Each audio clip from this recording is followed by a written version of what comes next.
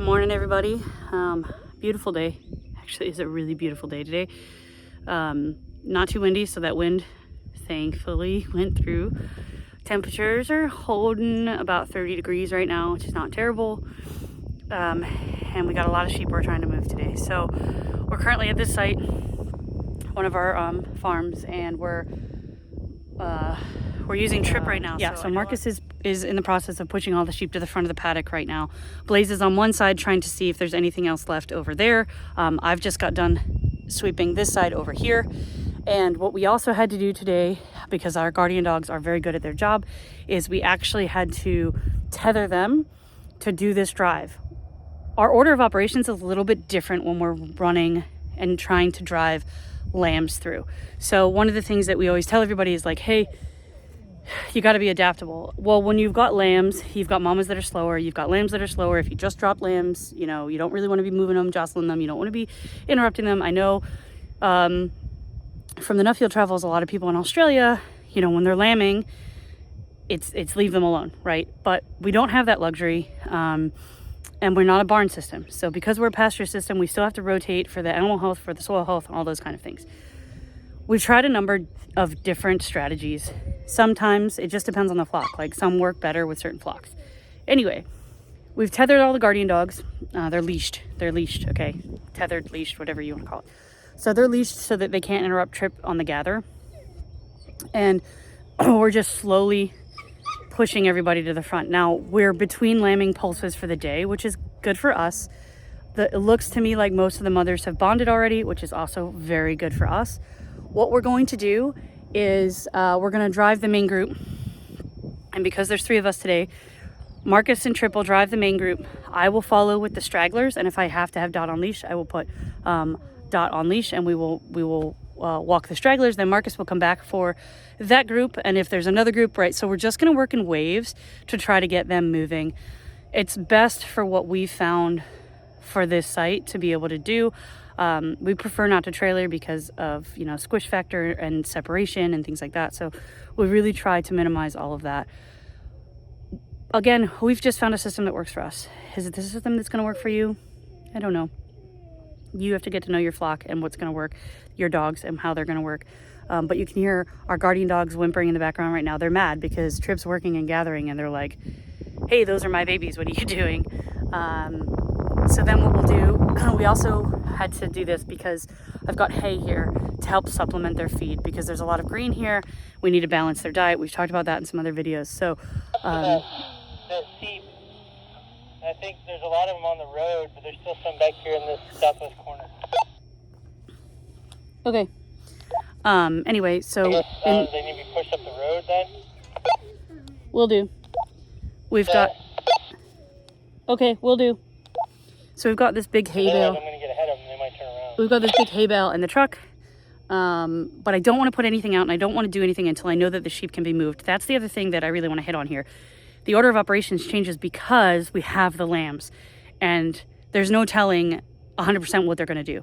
So instead of gathering everything, moving everything all at once, what we're doing first is we're just moving the sheep first. And if we can get all the sheep moved, then everything else falls in place. Then we can put the hay out in the pasture, then we can move the dog feeder, then we can move the dogs. Like, all of this is dependent on fact if we can get the flock moved. So our order operations on how we do things is a little bit different when we're driving lambs, especially newer lambs. So you just heard Marcus. I've got to walk up the road now and drive this group that has shifted away from the main group. So here we go. All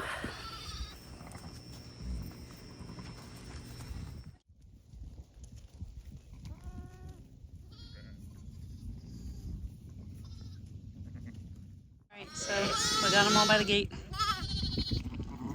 All by the gate. We got to get them out here. I'm gonna drive them up there, and there's a gate into the next paddock all the way up there. Nice, slow, probably the slowest drive we've ever done. Should be fun. Oh, yeah. All right, Blaze, you wanna go grab the truck? We're gonna do this. Come on, mamas. Come on, babes. No. Blaze and I are gonna unload the hay and then come back Unload the babies. We've got about 20 babies back here, so.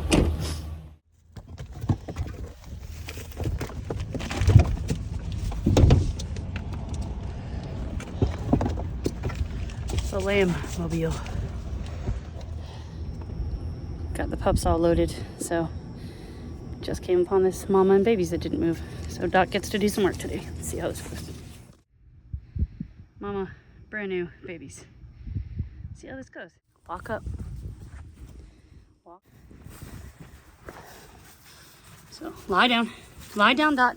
Mixing them, we're doing pretty good. So it's definitely taken longer, but I'm quite happy with what we've been able to accomplish this morning.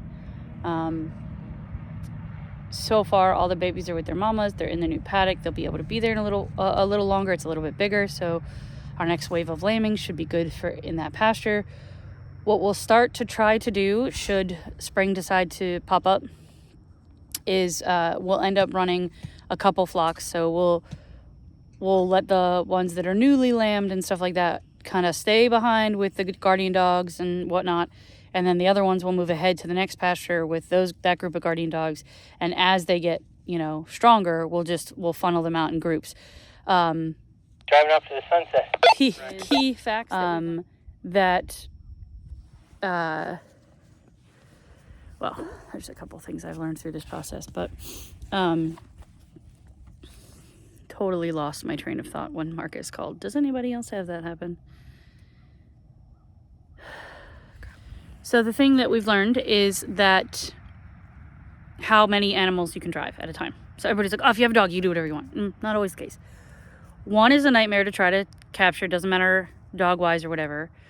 2 is a little bit better, but you really need like 4 to be able to drive them the way you want to drive them. If you have under 4, it gets really difficult. And 1 is like, Marcus made a reference earlier today, and it's 100% right. It's like chasing wild rabbits.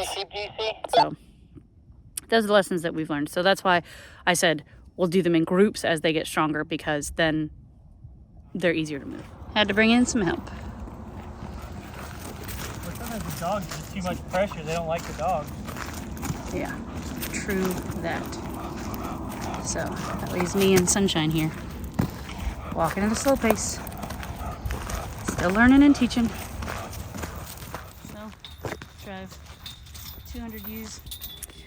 Okay, so I already said today took longer, but there are stages and steps that we follow. So you might be asking, what the heck am I doing in this pasture by myself now? There's no sheep in it. Well, I like to double check that there's no sheep in it. So we rotationally graze. We do not set stock. In the winter, our pastures are larger because we like the girls to be able to spread out. There isn't as much active forage growing, so we like to give them some room. What Dot and I are doing right now is combing to make sure we didn't miss anybody like those 2 that we just had. Dot, here! Now, what is so great about Dot? Dot, here!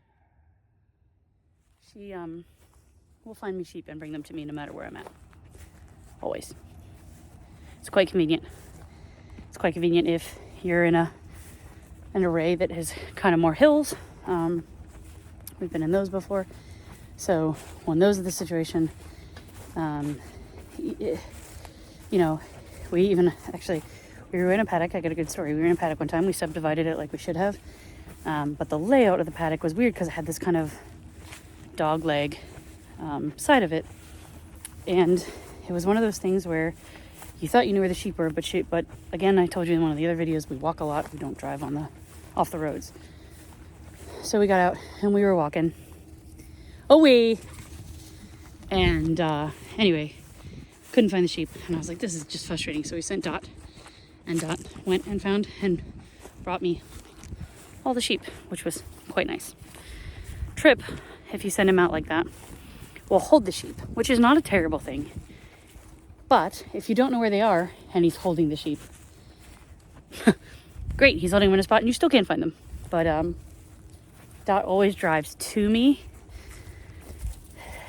which is a trend that some people don't like. So I can always be in front of the flock, and Dot will be in the rear. And I just check my shoulders and give her commands as we get moving. Come by, come by. And the other reason I like to do this is it burns a little energy off when typically she can't be worked, like I explained at the very beginning of the video. So we worked on the leash a bit today. It gets her to understand what we're looking for, right? I think the worst thing that people do with working dogs is they'll put them up because, oh, they're not good for whatever this thing is that I'm trying to do. And then that dog loses that. With us, or you walking up to the front? So here we go. Away.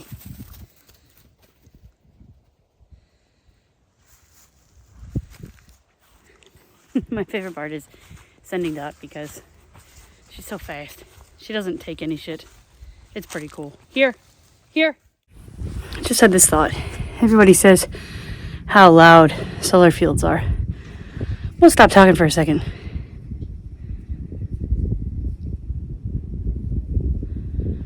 It's pretty peaceful out here. Not a lot of noise.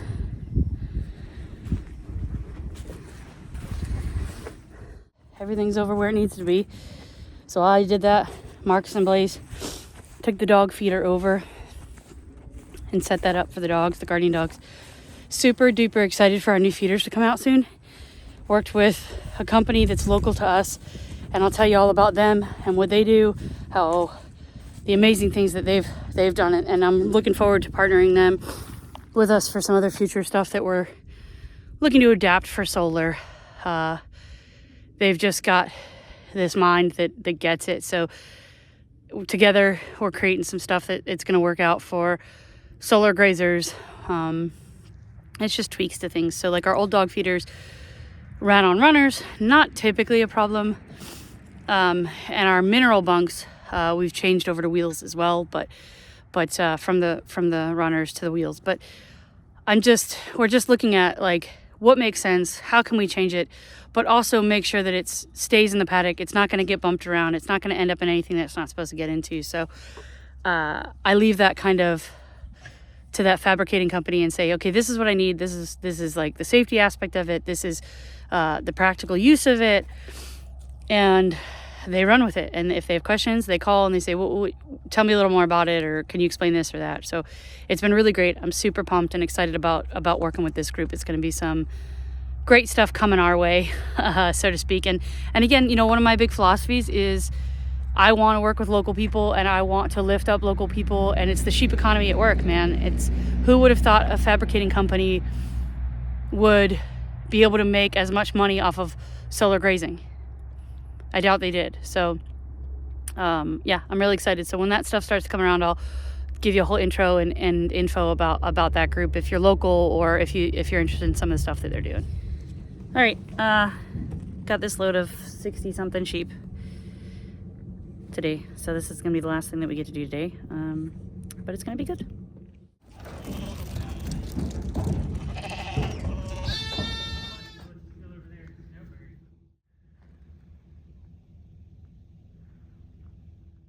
Sheep are loaded. We're good to go. Very long day. As always, things didn't go 100% the way I wanted them to, but at the end of the day, the sheep were moved like I wanted them to be, and that's the most important part. So back at it again tomorrow. They already canceled school for the kids tomorrow. Storm's supposed to start hitting us around 11, so we got to be up and at them early to get the sites ready. Be a good one. Thanks, guys.